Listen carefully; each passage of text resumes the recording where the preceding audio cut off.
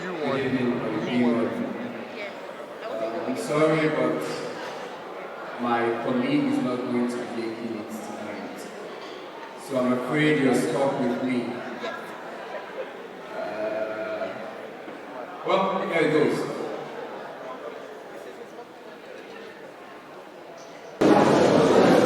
Call me whatever. President, Prime Minister, leader or destroyer, you know what? It doesn't matter. In our manifestos, we promise to make you the heads and not the toes. To help you fight against your foes, we promise to be the shield that will wage war against your woes. But the truth is, this is politics, and you must be ludicrous to think that we will fulfill our promises. Here's free advice for you. If you want to get the best of a good life, kill every other person and have the best for yourself. Yes, self-preservation is the ideal reformation. The ability to be the last man, woman, or person standing while the rest have fallen. Oh.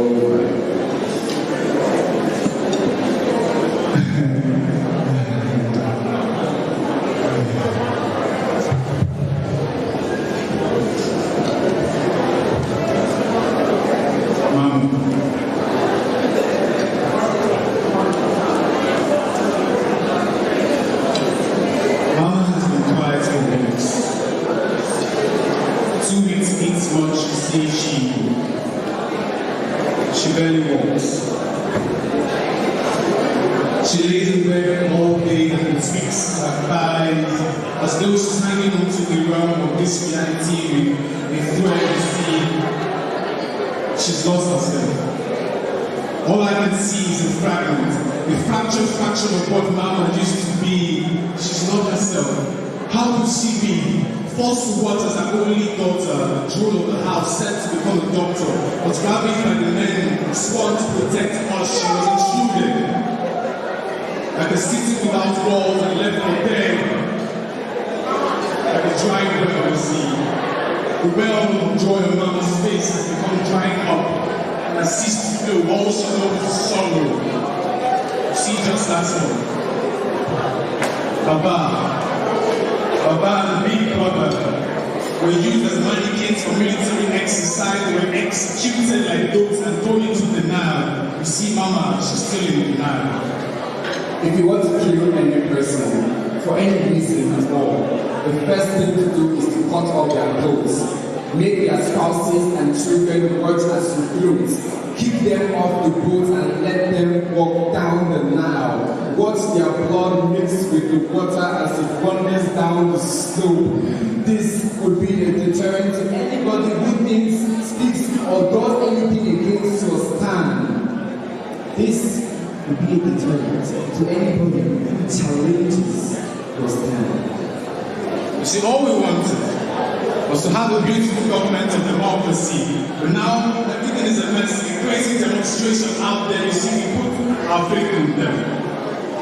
We're tired of the monarchy, so we decided to trust the anarchists. You see, we sought for reformation so much so that we were willing to trade our relative peace for war, the pieces of freedom that we enjoy have been shattered like a piece of freshly baked bread. You see, our brethren have gone from not being able to afford the price of bread to now being bread for the culture. You see, the song of mourning is now a part of our culture.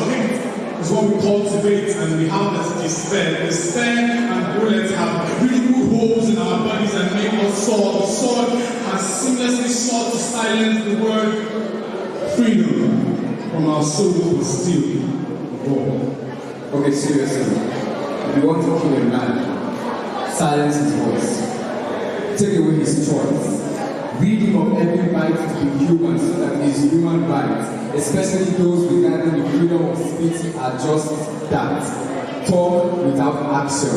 Yes, I know. Talk is cheap. That's why we can afford it in the budget. So we cut down the internet just to ensure that the trend and the banter does not go up. That's what we do, man. Whatever we want to do there. so sorry. They do a very good job. My daily journalists just to justify this unjust jungle justice that you call politics.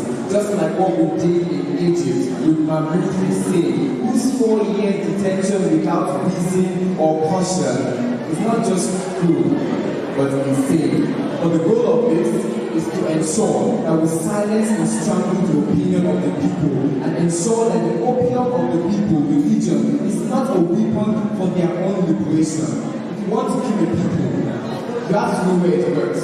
You have to know how that works. So what do? You break their spirits. Ensure that all they know to beg is the things or the things that you can permit. And when you're done, they'll be begging you for mercy because you are the only definition that they can have.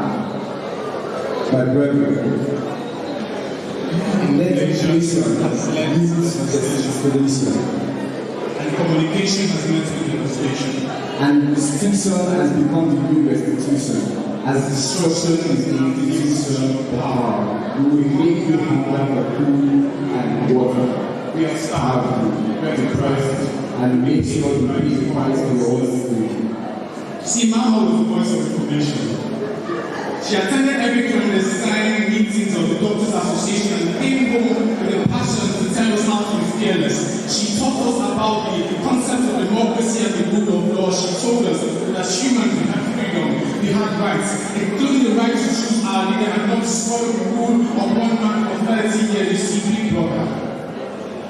Big Brother had the dream to follow in Mama's footsteps. He had plans to become president someday to allay the sufferings of people's enslaved. Yeah. Your resistance is futile. If you continue, a bandit of reptiles will eat you up, and before you die, we will raise a brazen serpent to heal you. The goal is not for you to pray, but for you to remain prey, and then he will subject you.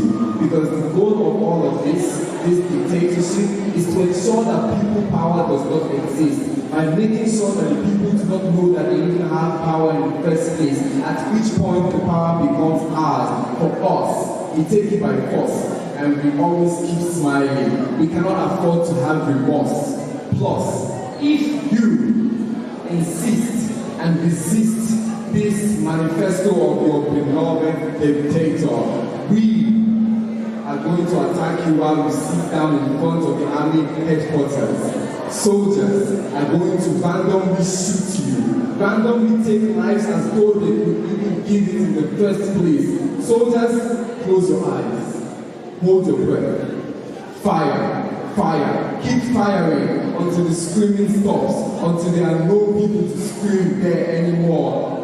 Commit mass murder, fund the mass massacre, mix their blood with black mascara and paint the country with red and green and black and white.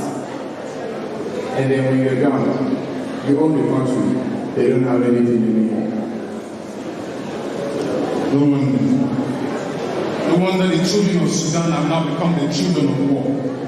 The schools are empty but are full of blood on the floors. Their bones are now being used as floors for the gods. You see, the children are no longer trained to add 2 plus 2, but are trained to do the cutlass and the gun too. They are taught how to throw a grenade instead of a paper plane, playing with knives for fun.